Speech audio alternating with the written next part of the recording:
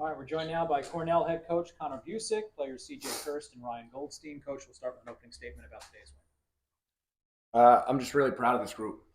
They stayed the course. They kept fighting. They went further, longer, harder, and made the plays when necessary. It wasn't always the prettiest game, and certainly that's a great team with great ball players, great coaches, and so not taking anything away from them, but they made us work for everything we got today. And at the end of the day, really proud of these guys just staying the course, making the next one, trusting, believing, and ultimately finishing this game the right way. And so we're excited to have one more week together and then take this thing to Boston. Questions? Coach, talk about your defense, especially in the fourth quarter, and how well they played. Yeah, they closed the gate. They made some excellent plays. They were tough off the ground. They cleared the ball well. It was one of those things that when you get stops, they're so important. They're so key, and especially in a one-goal game, they're just really proud, and especially at the end to finish the way they did, to recognize the situation, to keep the ball on the ground, to keep that clock ticking. High level IQ and awareness. So kudos to Coach Stevens and that unit for really holding it tight when we needed to and giving the offense some time to find our footing and make plays. CJ and Connor, can you both describe Ryan's energy and impact today? Yeah, I think playing with Ryan, playing for him for 2 years now, he's fearless. When you get down the stretch and he's coming up to you saying, "I want to go," that he's going to go make a play, and he's never afraid to do that. And I think for me and Mike Long, we feed off that energy, and he brings a lot of juice to our group of six when we're out there, and having him back there, just makes everyone else better. So he's fearless and fun to play with. Coach, the ride at the end of the game, huge. I thought it was the winning play. That and I was really impressed by Staub's play. Can you comment on those two things?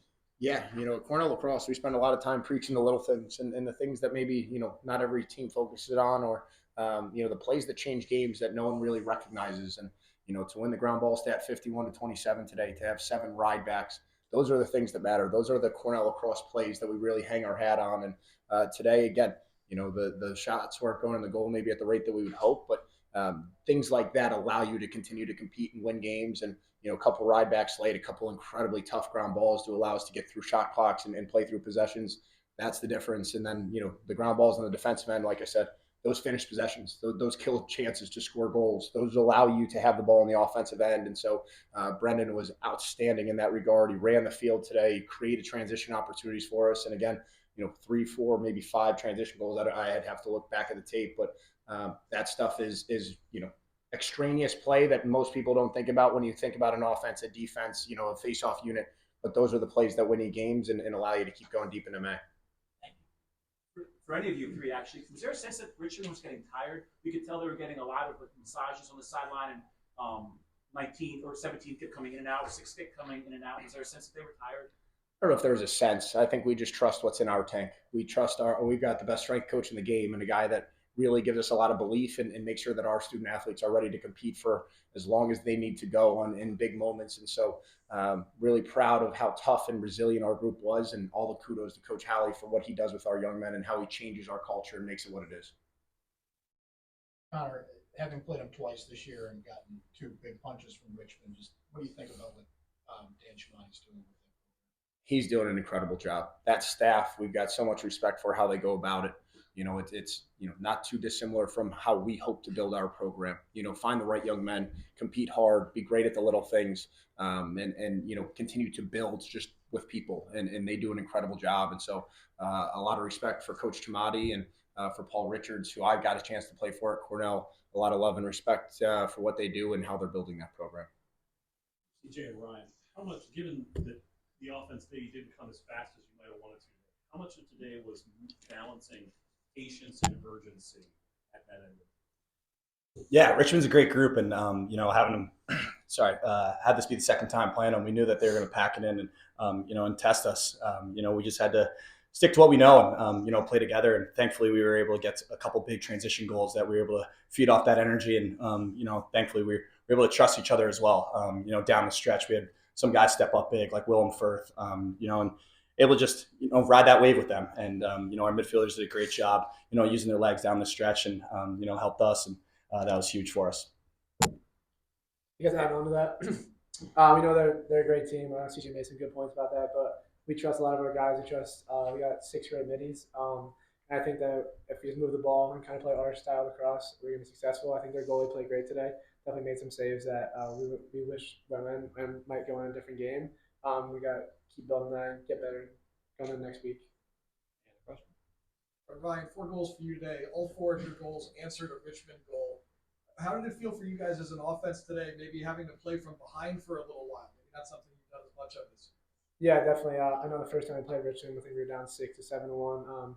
Kind of that same position that we know that they're going to give us a great test. And I definitely missed 2 empty netters. Might have been easier goals, but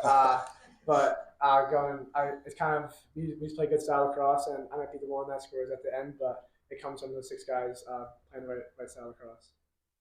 DJ, I know you've obviously played in the Final Four a few years back. But just how meaningful is it to get everybody that experience and opportunity? Yeah, I think we're really excited, and to have the senior class lead the way. From being left out last year, this has been where we want to go, and we're super excited for the opportunity. And we learned a lot from those seniors when we were freshmen. Just knowing that you gotta every day you gotta look at it and not take it for granted. So super excited to have another week together, and another week being in the locker room, and now that school's wrapping up, just being lacrosse players and hanging out with your buddies. So really excited for that opportunity. Time for one more. CJ, they did a good job on you defensively, but what blows my mind is you had 10 ground balls, more than your face-off man. Can you talk about that, please? Yeah, I think something that I learned as a freshman here is when things aren't going your way offensively in the 6v6, you got to make an impact in any way that you can, and whether that's making ground balls or having ride backs, just doing whatever it takes to make an impact in the game. And thankfully was able to do that towards the end where we're able to get a spark, and just making those little plays, like Coach said, that's what we preach day in and day out. So just trying to make an impact any way I can. Thank you, guys.